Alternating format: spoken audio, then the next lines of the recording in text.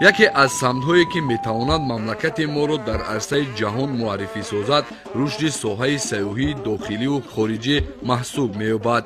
роҳбарияти ҳукумати кишвар бо мақсади тақвият бахшидани рушди соҳа дар ҳудуди шаҳру навоҳии мамлакат баробари ободу барқарор намудани маконҳои таърихӣ ҳамзамон барои сайёҳони дохиливу хориҷии кишвар шароити мусоиди шиносоӣ бо таърихи имрӯзу дирӯзи миллатро фароҳам меорад.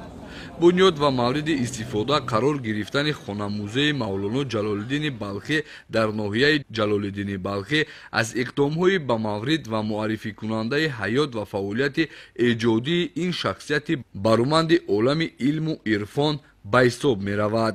имрӯзҳо аз ин хона-музей садҳо нафар завқмандон ва донишҷӯён дидан мекунанд.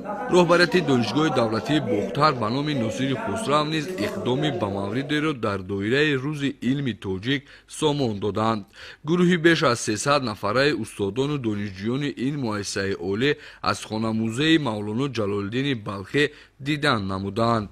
имрӯз бо ташаббуси раёсати донишгоҳи давлатии Бохтар як гурӯҳи корӣ иборат аз омӯзгорон ва донишҷӯён сафари таърихӣ ба минтақаи Ҷалолиддини Балхӣ, минтақае ки дар ин ҷо наврӯзи байналмилалӣ ҷашн гирифта шуд ва ҳамзамон шиносоӣ бо ин шахсияти бисёр маъруфи оламшумул Ҷалолиддини Балхӣ ки мо дар ин ҷо анҷом додем, бисёр як сафари хуб буд, бисёр як сафари хотирмон буд барои мо.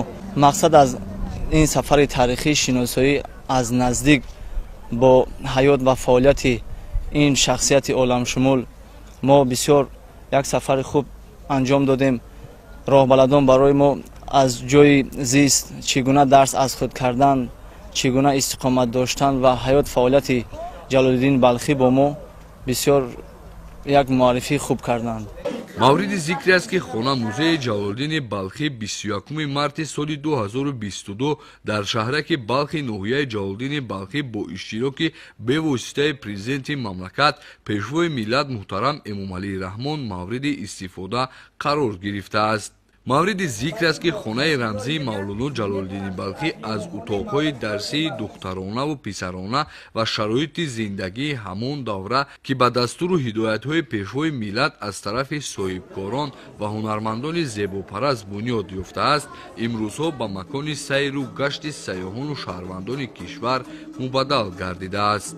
мо хеле хушнуд ҳастем ки дар ноҳияи Ҷалолиддини Балхӣ як чизеро барпо кардем ки барои тамоми инсонони дунё бигем ки ин муҳим аст, чунки ба қариби инҷо аз худи Афғонистон барои дидани мақбара, маҷмӯа ва хонаи рамзӣ омада буданд. аз Ӯзбекистон дар инҷо сайёҳон омада буданд ва аз худи Русия ҳам барои дидани ин маҷмӯа мақбара барои дидан омаданд ки як хотироти хеле хубам аз инҷо бурданд, чунки он манзараое ки дар инҷо мардони саховатманд бунёд карданд барои мардуми тамоми сайёҳе ки аз дигар мулкҳо меянд, ин дар дили онҳо, дар дидаи онҳо ё дар хотири онҳо мемонад ва як хотироти хуберо аз тоҷикистони азизи мо мебаранд. бунёди хона-музей бо тарҳи қадима бинандаро бешак ба таърихи дур, замони зиндагии шоир, мутафаккири барҷаста, донишманд Мавлоно Балхӣ раҳнамун месозад. сутун рамзи анҷоми рақси само, хонаи дарсии бачагона, хонаи дарсии само, ошхона, чилахона, китобхона ва хонаи рамзии Мавлоно бо тарҳи қадима моҳирона бунёд гардидааст. бозиди гурӯҳи донишҷӯён аз ин макон бешак дар ғанӣ гаштани сатҳи маълумотнокии онҳо оид ба ҳаёту фаъолияти ин шахсияти шинохтаи олами илму ирфон заминаи воқеӣ мегузорад ва дар замири онҳо эҳсоси хештансиносиву худогоҳиро бедор месозад. мо як қатор донишҷӯён барои дидани мавзеҷои Мавлоно Ҷалолиддини Балхӣ омадем ва аз ин ҷо дидан намудем. ростӣ бисёр шод шудем, зеро дар ин ҷо мақбараи Ҷалолиддини Балхӣ ва ин пайкараи Ҷалолиддини Балхӣ ва хонаи рамзиро дидем. бисёр дар ин ҷо барои мо роҳбаландон хуб фаҳмонданд ҳар як хонае ки онҳо чӣ кор мекарданд ва дар куҷо дарс мехонданд, бо шогирдон чӣ намуд дарс медоданд ва он афзолу он ашёҳое ки дар ин ҷо буд, яъне Мавлоно истифода мебурд, барои мо фаҳмонданд. мо аз ин барои худ бисёр чизҳоро гирифтем ва дар ин ҷо тамоми он шеърҳое ки аз мавлоно оварда шудааст байтҳои асосияшон бо чандин забонҳо тарҷумо карда шудаанд ва мо онҳоро барои худ навишта гирифтем ва аз зиндагиномаи мавлоно ҷалолиддин балхӣ хуб огоҳӣ пайдо кардем ва барои худ бисёр як манфиати хуб гирифтем ки рафта боз ба дӯстонамон мефаҳмонем ва ин мавзӯъеро ба онҳо яъне боз хуб дар борааш сухан мекунем ва онҳо ҳам омада дидан менамоянд. ҳангоми бозиду шиносоӣ аз хонамузеи мавлоно ҷалолиддини балхӣ гурӯҳи донишҷӯён аз эҷодиёти шоир шеърҳо қироат намуда хотироти худро дар бораи мавлонои балхӣ баён намуданд.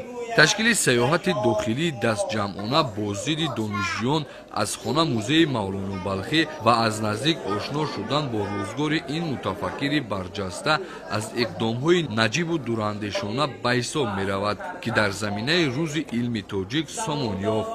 тибқи иттилои роҳбарияти донишгоҳи давлатии бохтар ба номи носири хусрав минбаъд низ иқдоми мазкурро идома медиҳанд ва дар ғанӣ гаштани сатҳи маълумотнокии донишҷӯён оид ба мавзеъҳои таърихиву сайёҳӣ хонамузеи шахсиятҳои шинохта саҳмгузорӣ хоҳанд кард. маъруфи назрӣ, фахриддини карим, намозали эргаш барои барномаи иттилоотии ахбор аз ноҳияи ҷалолиддини балхӣ.